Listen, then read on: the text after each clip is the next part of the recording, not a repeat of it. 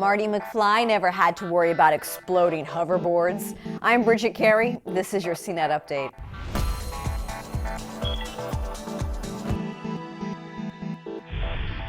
This year's hot holiday gift is just way too hot for some companies to touch. And by hot, I mean fire and explosion go boom hot.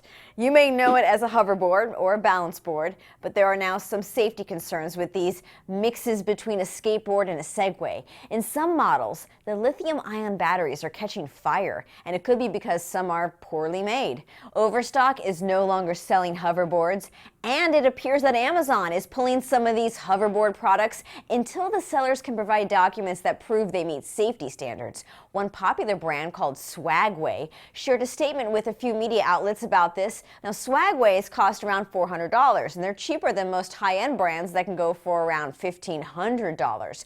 But there are knockoffs being sold for $300 or $200, and you need to stay away from those.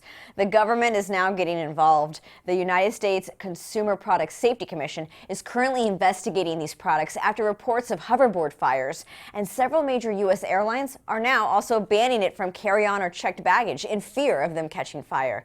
If you want to be safe, remember that a price that's too good to be true usually is. And you may want to buy directly from the manufacturer's website to check that it meets safety standards and if there's a warranty, because the higher quality brands that go through safety checks do offer warranties. Now, also watch the weight limits and don't ride if you weigh more than the limit. And if you do get one for a gift, please take it slow. He needs more practice. And there's another big tech gift expected to cause some drama this year: drones.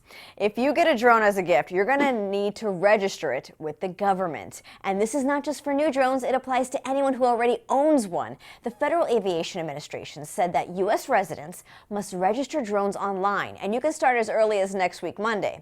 It's free if you register by January 20th, but after that, there's a $5 fee.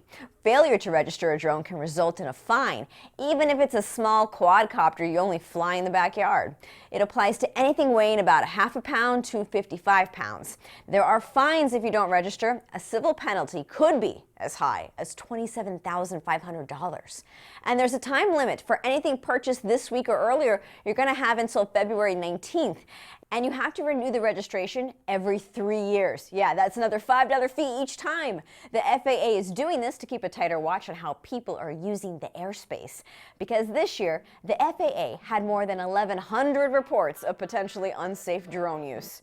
That's it for this Tech News Update. There's always more at CNET.com. From our studios in New York, I'm Bridget Carey.